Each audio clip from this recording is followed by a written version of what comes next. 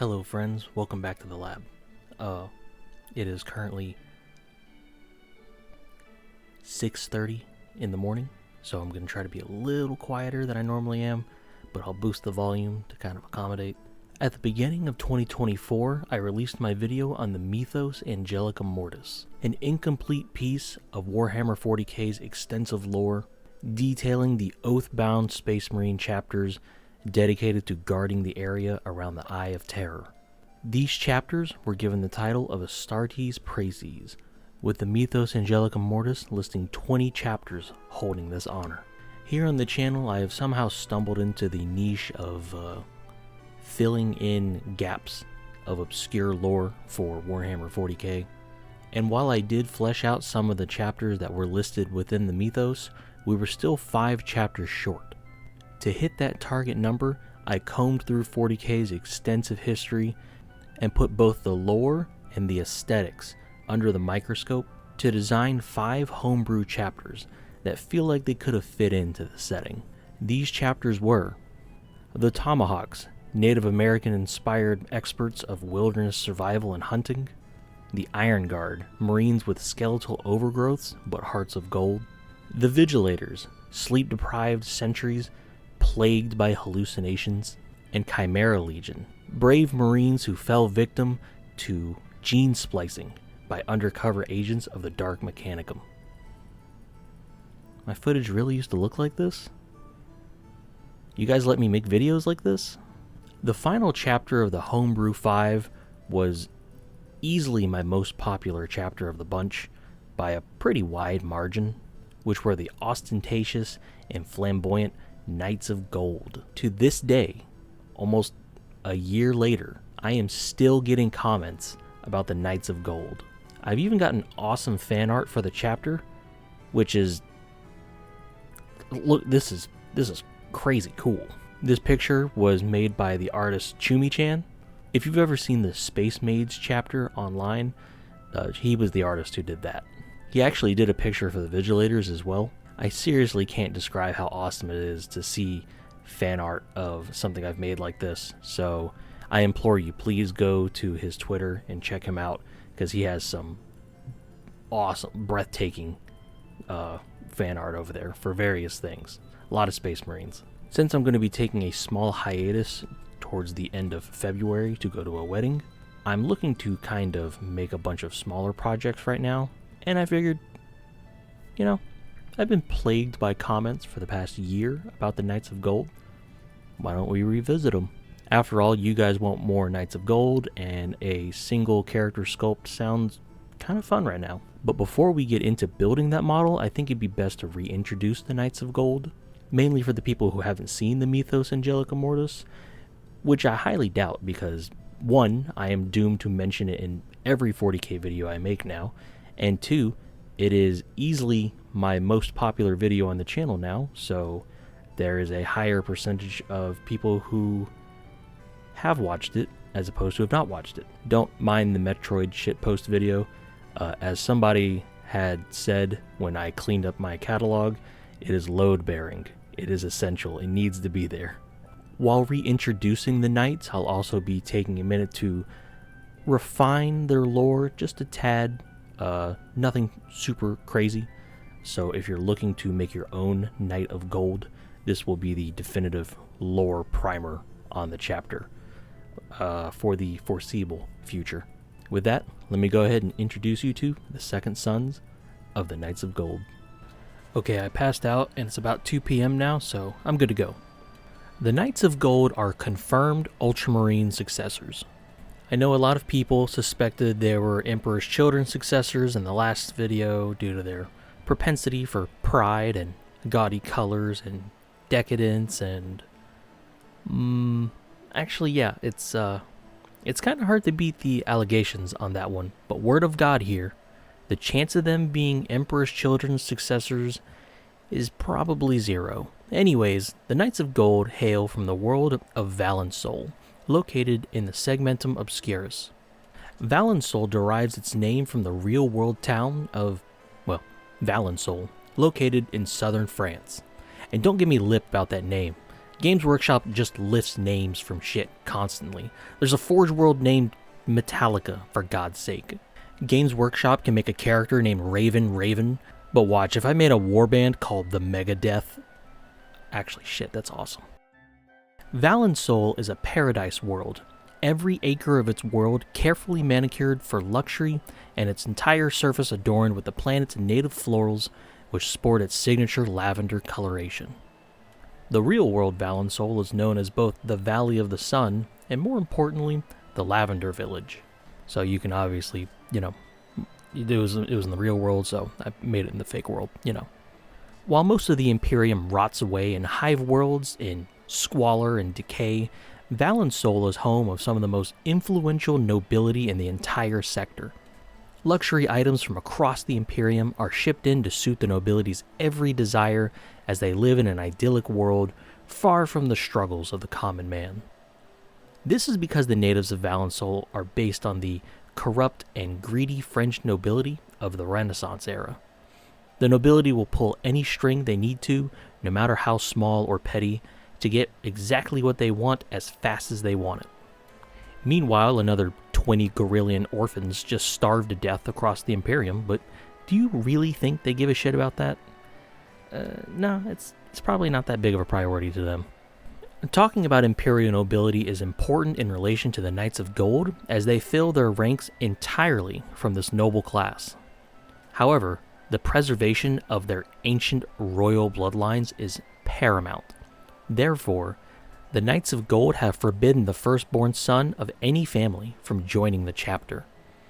This leads to the Knights of Gold being filled mostly by second-born sons, giving them the nickname of Second Sons. Although, to be fair, anyone after the firstborn is a valid applicant, so third, fourth, fifth-born sons, all perfectly good candidates for the Imperial meat grinder.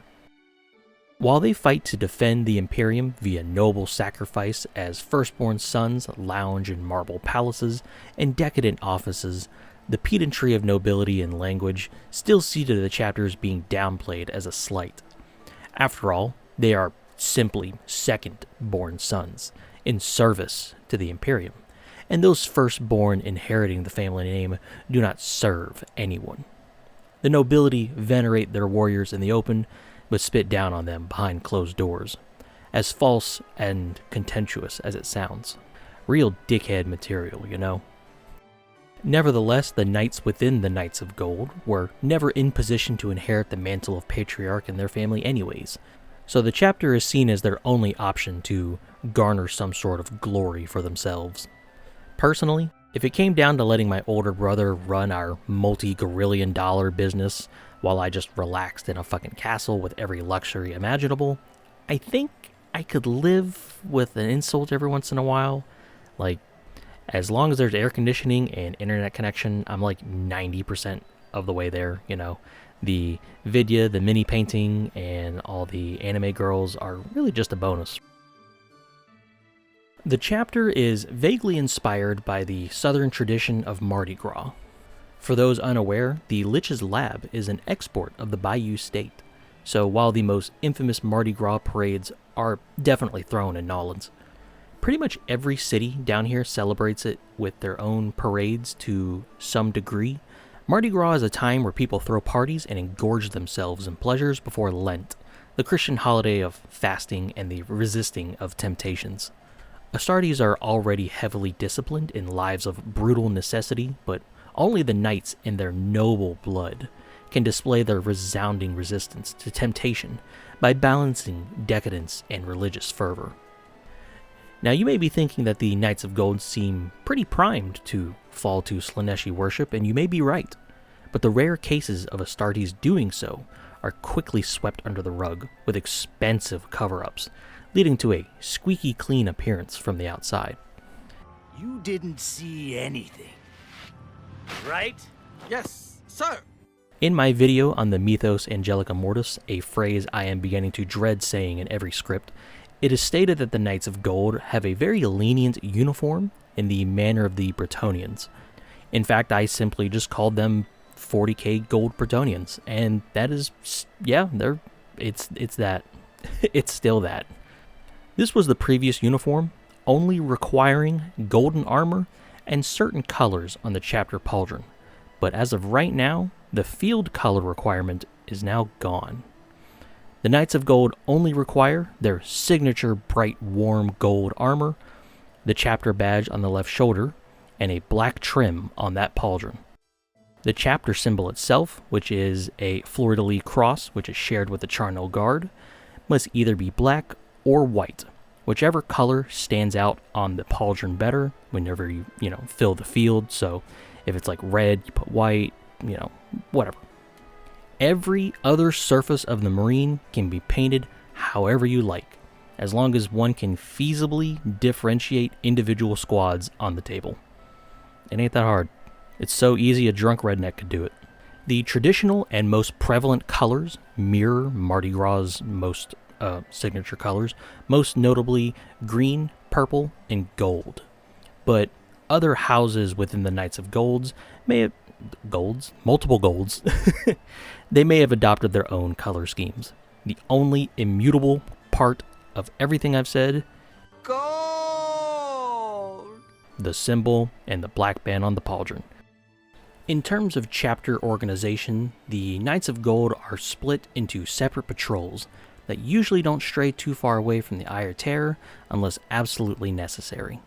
However, the first company acts as a ceremonial honor guard and leader of the garrison for the planet of Valensol, so they are stationed at and lightly patrol their homeworld. The first company still acts as a veteran company, so promotion to the first company has some mixed views to it.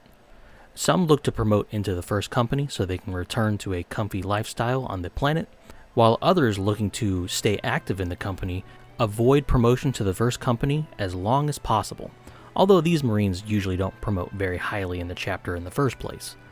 They always seem to lose a chance of promotion to someone with a bit more pull and a bit more gold in their coffers, The Knights of Gold bring their resplendence into their service, with many Knights of Gold patrol fleets packed with private vessels full of personal comforts and their own staff.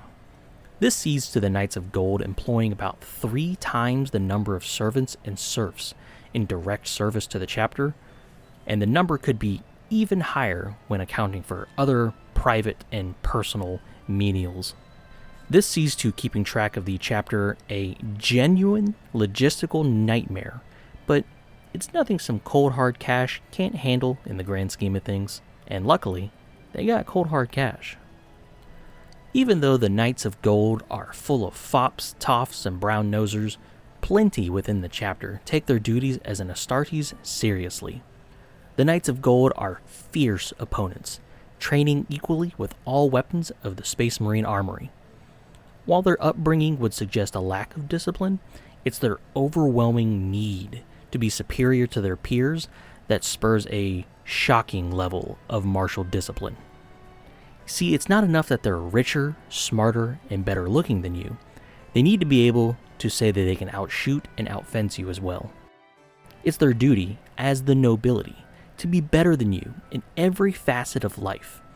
They just get to be filthy rich at the same time. They'll mog the shit out of your entire existence and have such a fat head about it, they'd look like a multiplayer game Easter egg cheat code.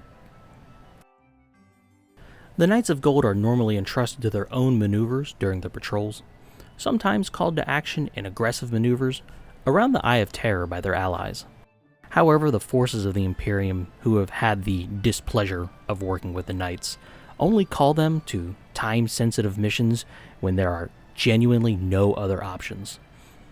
This is because they have witnessed the Knights' pre-battle recitations, an absolute nightmare of conduct and the anathema of common sense.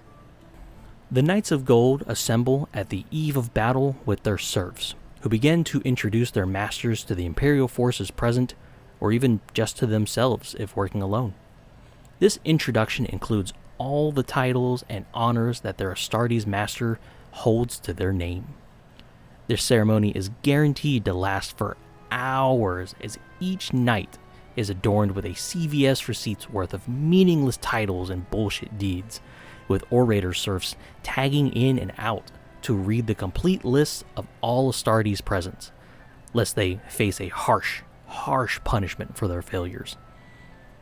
This ceremony is mandatory to the knights in every circumstance, which, as previously stated, yes, does include emergency defensive and rescue missions. It does not matter how urgent the matter is or how many people are currently having their souls molested by some demonic entity, the recitation will be conducted in its entirety. And let's say the demons get done molesting every innocent civilian in the area and they go back to the warp and there's literally nothing else. The knights go, oh man, that sucks. Well, we're all veterans of this battle. Add it to the list. Let's go home. The recitation is the cornerstone of why Imperial allies hesitate to call upon them in like 95% of any situation ever. On the offense, they're great. They work on their own time and are exceptional allies. But whenever matters of stealth or urgency show up, don't even bother. Just whatever you're trying to defend, it's gone. Don't call them. However, there is one faction that loves the recitation, and they love to butt heads with the Knights of Gold whenever possible, leading them to become favored rivals. In fact, they enjoy the company of the Knights of Gold so much, there has been an increase in activity specifically to bait them into conflicts. Of course, this could only be the doing of one group, the Orcs. Yes, the Orcs of the Segmentum Obscurus have learned how to provoke the Knights into conflicts, leading to one of the most bizarre symbiotic interactions on Imperial record. The Knights of Gold will begin their recitations, and the Orc forces will actually peacefully attend the recitation as part of the audience. Like, for real, they'll sit there for hours and just listen in awe and wonder. The fact that the Orcs are such good listeners hilariously satisfies both parties, as each take pleasure in the Knights' deeds being known to the Orcs. And if you think that's bonkers, afterwards, the Knights let them go back to their positions and prepare for combat. They don't even bother brawling right there. They actually have the gall to say, now they know who they're up against, so go prepare for your ass whooping. And the Orcs are just like, oh hell yeah man, I'm so hyped. The Imperial allies who have witnessed and recorded this interaction are left speechless, flabbergasted, and usually opt to simply let things play out. If they were to interfere with the recitation of the Knights of Gold, you would piss off both parties. And with the Knights of Gold holding such influence in this sector of space, they'd rather not be on their bad side, lest your supply lines start, having some errors. But enough lore. Lore is cringe. Let's build some models. This bag holds the accumulation of random bits that I have been kind of lightly considering that I might want to use over the last few months. But the base of this model will be this company champion model. The model itself will receive no huge modifications, but I will be removing the pre-molded purity seal on the leg plate. This is easy enough with clippers, a knife, and a little sanding stick, and a little plastic cement to smooth it all out and dissolve some of the leftover plastic. This makes sure when I add purity seals later, they'll match, After attaching the leg plate, I could glue the front and the back of the torso together, leaving me with the base of my model. Speaking of base, this model has a foot resting on a tactical rock, but I really don't like this pre-molded rock. I will be replacing it with some cork. A lot of people will put cork down, then attach the model to it. I find that doing that can make your models have a partial connection to the rock that either doesn't look good or is very weak, or the worst case scenario, how you're attaching to it makes the model lean heavily in one direction and, for lack of a better word, looks really fucking dumb. I like to attach cork to the model first, then remove bits of the cork underneath till it sits flush, leading to the model's foot being entirely on the rock and is standing on it in a way that looks both good and somewhat natural. The first random thing I'm stapling to this model are these bits of hip armor from Grey Tide Studios. I printed some of these out as a test for some other video, but a link for this and every other STL today will be in the description. If I had already printed some more ornate armor parts, I would have added them, but as part of test batches, this was all I had, so we'll have to be a bit more subdued in our accessorization today. I know, heresy, I know. I also attached a cape from Grey Tide Studios as well. As this was part of a test print on my old Anycubic Photon before I decided to retire it, the print is a little rough, but it is usable after some sanding. The cape was attached to the back of the Mini with some super glue and accelerant, noting that the pistol holder on the back side of the model touches the cape, which gives it 3 points of contact and makes the cape very sturdy. And afterwards, just to be safe, I filled in some of the gaps with green stuff, both where the cape meets the body and where the cape meets the pistol holster. Now I had some choices for power packs. I could have used the standard Mark 10, but I also considered using this Grey Knight one as well because it was a little fancier, but I settled for this rough print of a dual eagle head power pack from, once again, Grey Tide Studios. Again, STL's in the descriptions. But this power pack didn't connect with the body very well because of the cape. So what I ended up doing is making a spacer out of styrene sheets and gluing it between the body and the power pack. I could have maybe avoided this by doing a better dry fit before attaching the cape permanently, maybe trimming off part of the back so the cape sits more flush in line with the body, but you know, a little spacer like this isn't going to be so bad, and whenever this thing gets primed up later, you're not even going to see it. Now we're moving on to one of the more important things about the build, which is the pose. As a Knight of Gold has to look heroic, the pose is a, huge part of that. I had a lot of options for a pose. There was this nice commander's pointing pose, this duelist sword holding pose, a more neutral hero pose, or even a pose holding this cool Charnel guard shield. While the temptation to do some massive freehanding on the shield was very, very strong, I opted for the more neutral hero pose, as the shield would have blocked a little bit too much of the front of the model. I did have the option of attaching the shield to the back of the power pack like you see on the blade guard, but I think that's very dumb. This neutral hero pose reused the left arm of the sword holding pose, as it had snapped in half because I'm a gorilla, and I paired it with the arm resting the sword on the ground. However, the hero's sword was really bent, and thinking about it, everything in this batch was bent like this for some reason. I don't really know why, but it's not a problem, as I could simply use some boiling hot water to bend it back straight, and even though it was still a little bent, as it kind of wanted to really reset back to that bent position, it's mostly straight, and you can't really see it unless you look for it, so I'm not going to lose sleep. I attached the sword arm, making sure the sword tip connected to the rock when it glued down. Then I used some green stuff to reinforce that joint. This will be a nice stealthy method to ensure that this is really solid, and it shows. This model is surprisingly sturdy. Before repurposing the left arm for the pose, I had to rotate the arm to get it attached properly. Using my old mystery saw I got from somewhere, I cut the arm in half using a small pre-existing crevice and reattached it after rotating it at the bicep. I trimmed some of the handle left over from the original pose off, then pinned the whole arm to the body. Both arms got green stuff underneath the armpits to fill gaps and reinforce that connection.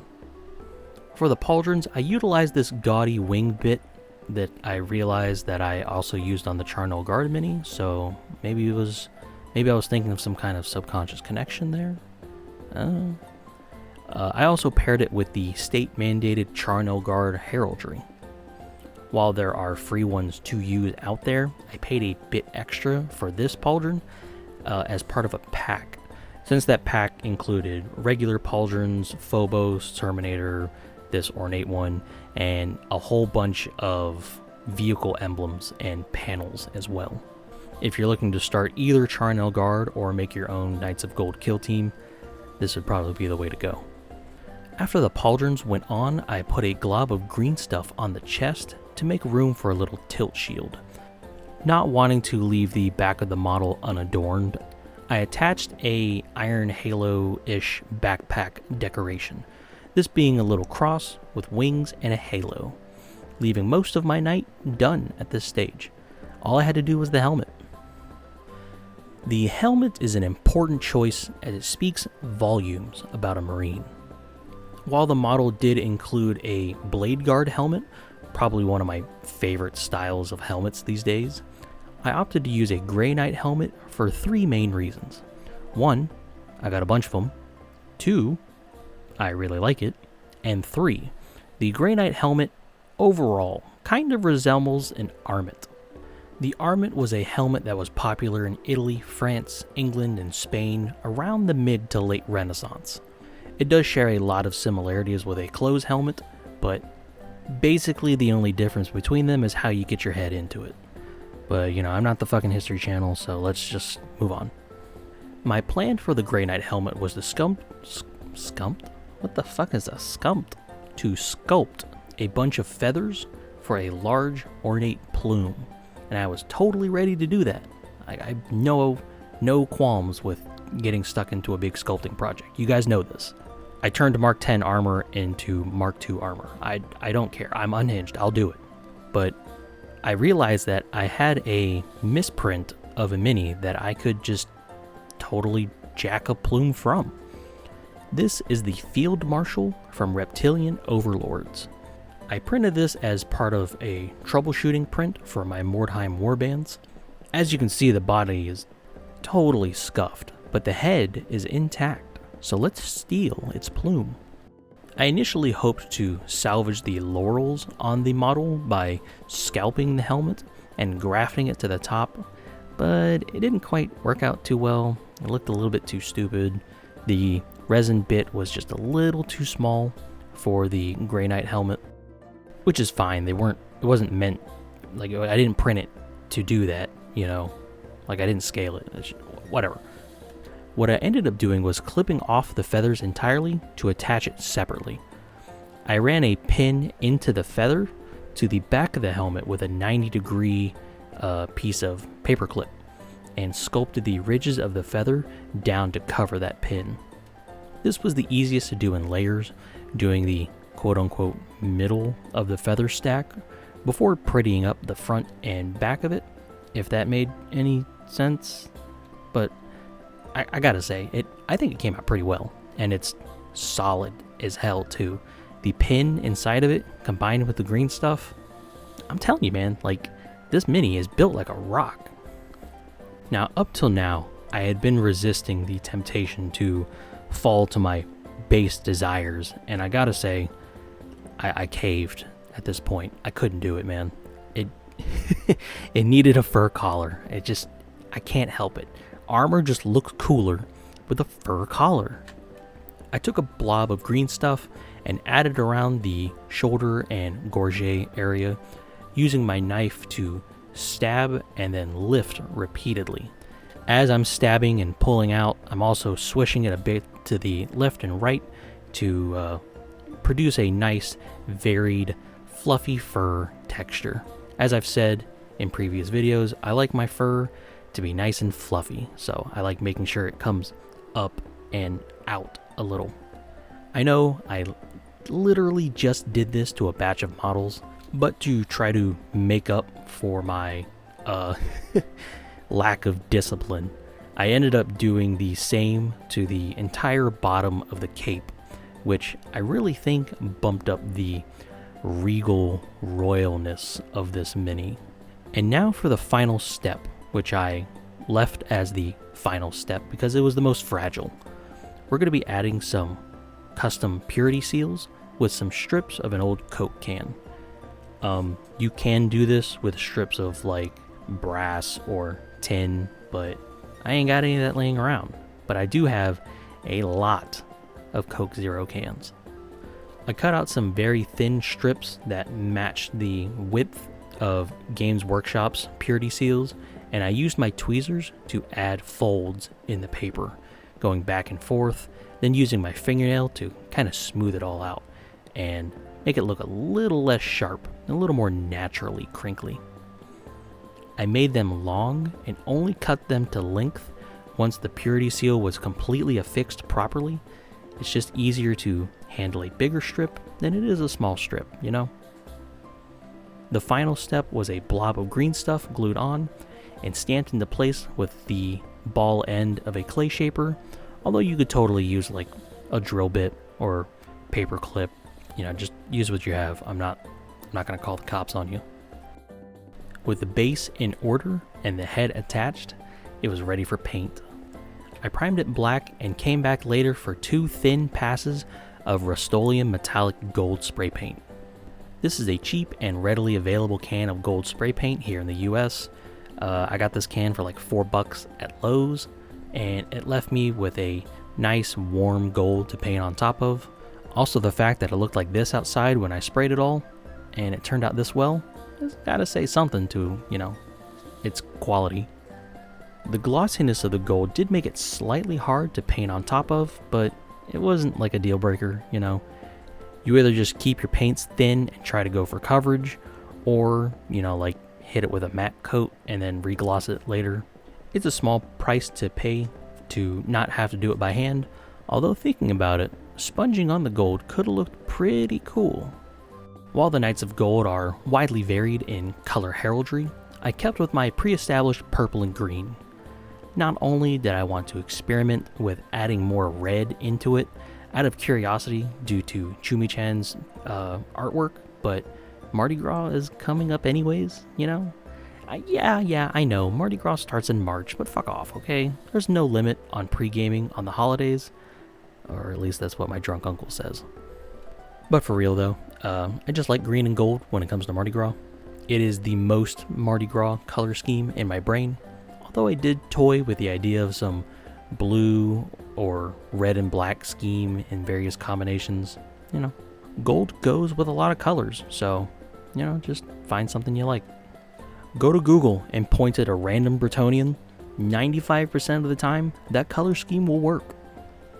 Given the eccentricity of the locational assignment of these colors, I didn't really have an order of operations here.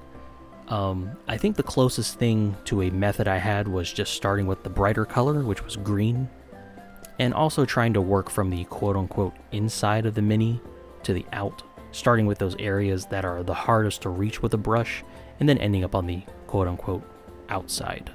For the highlight colors for both green and purple, I mixed a pale tan into the base coats. Using a pale tan or a bony tan instead of a white brightened up the color to get something I could use for highlights, but prevented it from getting too cold, like if I had used a pure white. I do not know the correct terminology for any of this. I just know it works. Since this Marine had some rank, and I figured it'd be good practice, I chose to just edge highlight the entire model instead of my usual dry brushing.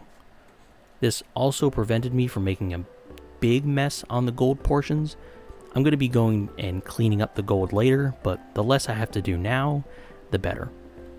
After the green and the purple were highlighted, I plucked out some black portions and edge highlighted them with a neutral gray.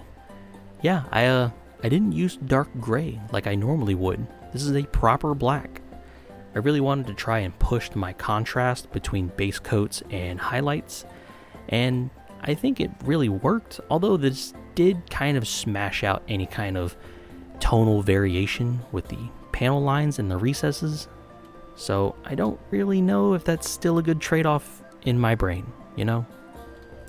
After this, I moved on to the red, but I mixed red and dark brown in a 1-to-1 ratio for a bit of a deeper red. The kind of red I can only describe as like hot MILF red, if that makes any sense.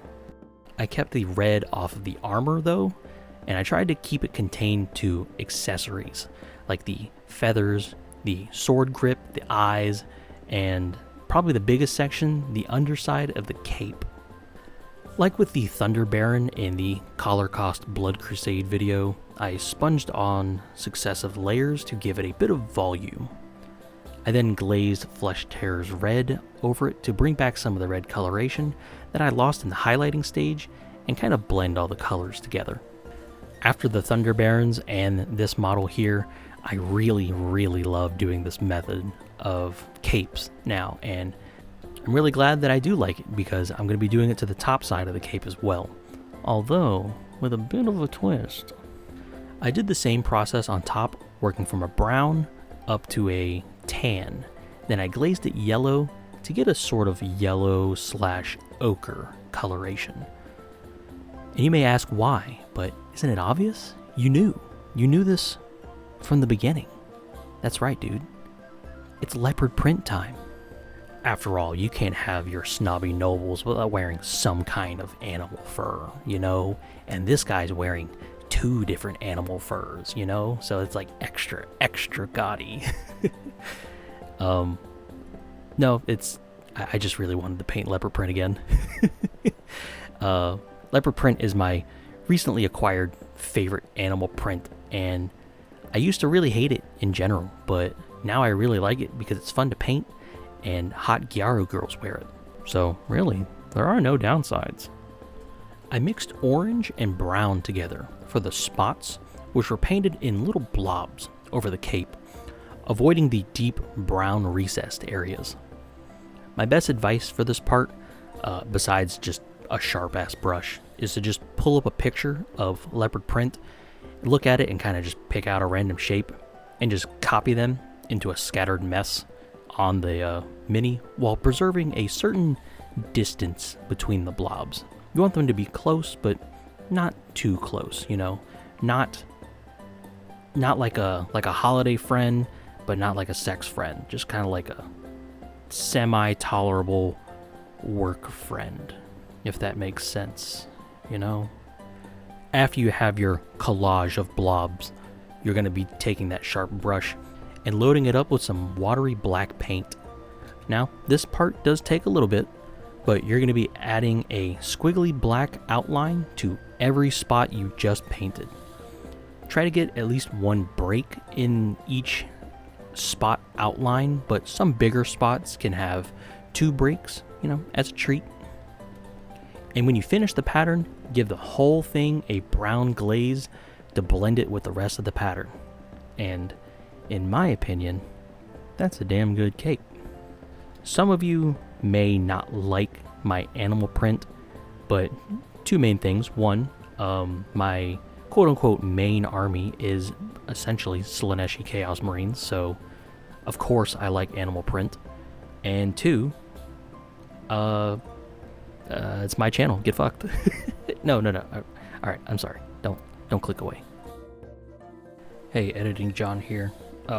I forgot the part where I said I recess shaded all of the gold armor, and I did that with a brown and black mix. So yeah, just get a sharp brush and do that. Okay.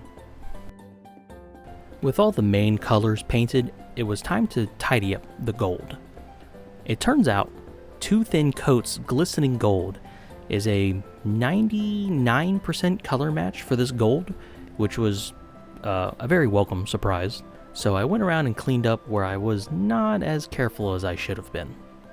It was then I realized that I needed to paint the sword blade before I could finish the gold due to the little part that reaches up on the sides of it. So I got to sponging on colors for the sword blade. Starting from a deep navy blue, I sponged up lesser and lesser layers of neutral blue, baby blue, and then pure white, leaving a paint pattern I've taken to calling a galaxy sword glow. Then with the sponging done, I put on a blue glaze to help all the layers blend in together. With the sword blade taken care of, I could properly clean up the gold parts that crept up the blade and get ready for the next round of highlighting, which was all of the gold. For this step, I used 2 thin coats mithril blade, but I added just the tiniest drop of pure white into it, both to make the silver just a tiny bit brighter and to give better coverage. I can't really give you any tips when it comes to edge highlighting like this. It's just one of those things you have to do, you know? Just put on some music or some random YouTube video to listen to and just, you know, do it. While I did some of the smaller detailing off camera, one thing I wanted to point out was my base rim, which I had rubbed up on while I was handling the model, creating this awful orange peel texture. I decided to use some isopropyl alcohol and just clean the base rim down to the raw plastic, since it was black already and it wasn't too torn up anyways. Finally, after painting the dirt, I broke out the purple flower tufts that I had from huge miniatures. These were left over from a previous project, the Ghost of Phalius. I very much like how I did the base on that mini, so I decided to just use the same flowers. And these are honestly some of the best flower tuft minis I've used in my life.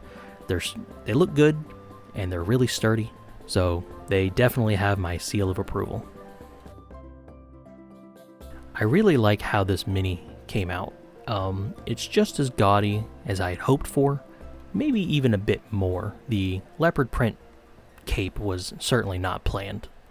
I think my favorite part of the model is definitely the helmet. I'm really glad I thought of harvesting that helmet plume, as that bit was just sitting in a junk pile that I was honestly about to throw out, but I'm glad I caught it. I caught it in my eye and kind of put 2 and 2 together. I'm very bad with math, so putting 2 and 2 together is not always viable for me, but sometimes it clicks.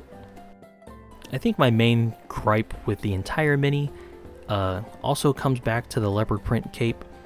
I think the brown recessed areas are just a little bit too big. Whenever I was sponging on the layer that goes on top of the brown, I probably should have gone for a little bit more coverage so those darker areas weren't so large, but it still looks pretty good. As I said previously, I made a point to try to push the contrast between my base coats and the highlights. You can definitely see it with the pure black and the neutral gray, and also with adding that pure white to the silver. In my experience, silver goes on gold just fine, but I usually have to do 2 coats to get coverage. Adding white to that silver made that step a little faster because I only had to do 1 coat, with some like very small amount of areas getting a 2nd coat. But the opaqueness of the white combined with the silver, I think made for a really good, very fast option. Did I whistle? How did I whistle? Basically, silver with white. I'll probably try it again in the future. Oh, and as a final treat for this video, check this out. I had tested most of my colors on the Scribe Servitor, a model I printed from Julian Gregoire? I tried, man. I tried, Mr. Julian.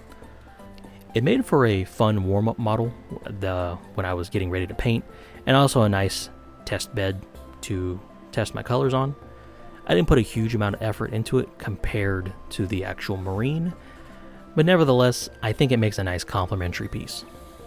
If you got this far into the video, assuming you didn't skip ahead like a little cheater, I wanted to thank you for watching. If you liked the video, consider liking, subscribing, maybe even sharing it with a friend. And I wanted to give a special shout out to all of the new patrons that we've gotten on the channel since the Trench Crusade video. WC19, Hassan Habib, is how I'm fairly certain I've heard that name before. I think that's how you pronounce it. Please let me know if I mispronounced it. Habib. And Reed Gardner. If you would also like your name butchered in the credits for videos, consider being a patron. You get behind the scenes updates every Sunday, except on the Sundays where I forget, so I do it at like 4 o'clock in the morning on Monday. And if me publishing a Patreon post has ever woken anybody up in the middle of the night, I am very sorry. And now that we have been gathered at the eve of battle, let me start up my Orator Servitors here. Let me just, this little switch here.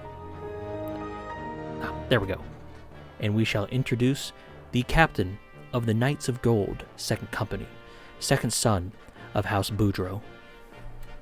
Guardian of the Octuling Gate, Culler of Plagues, Defender of Jorst, Witness of Eska's Fall, Herald of the Red Crusades, Marcher of the Last Triumph, the Fury of the Thunder, Blessed Blade of the Windseeker, Raven's Talon, Fist of Scoregold's 12, the Destroyer of Hargas Blightlord, the Banner Scorcher, he who will strike last, Slayer of Ugbok's Nose Thumpa, the Howl of Lament, Gorboros Fear, Slayer of Hrud and their people, Grand Master of the Board, the Ebony Claw, Wielder of Scorog's